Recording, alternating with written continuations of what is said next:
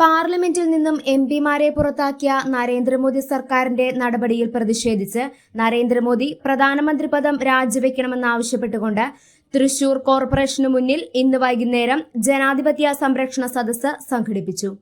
DCC president Jose Vellur അധ്യക്ഷത വഹിച്ച യോഗം MP ബെന്നി ബെഹന്നാൻ ഉദ്ഘാടനം ചെയ്തു. എംപിമാരായ TN പ്രതാപൻ, കുമാരി രമ്യ ഹരിദാസ്, മുൻ MLA Anil Akkara, Joseph Chalissery, CO Jacob എന്നിവർ പങ്കെടുത്ത് സംസാരിച്ചു. ഒട്ടനവധി കോൺഗ്രസ് നേതാക്കളും പ്രവർത്തകരും പരിപാടിയിൽ പങ്കാളികളായി. ഞാൻ മോഡിയുടെ വാചകം കടമെടുത്ത് പറയുന്നു. അദ്ദേഹം ട്വിറ്ററിൽ കുറിച്ചിട്ടത് ഇന്ത്യയുടെ പാർലമെന്റ് എന്ന് പറയുന്നത് ഒരു മന്ദിരമല്ല, ജനാധിപത്യത്തിന്റെ മാതാവാണ്. ആ മാതാവിനെതിരെയുള്ള യുദ്ധമാണ്, കടന്നാക്രമമാണ് 20 വർഷം മുമ്പ് നടന്നത്. അതിൽ ഞാൻ അപലപിക്കുന്നു എന്ന് പറയും.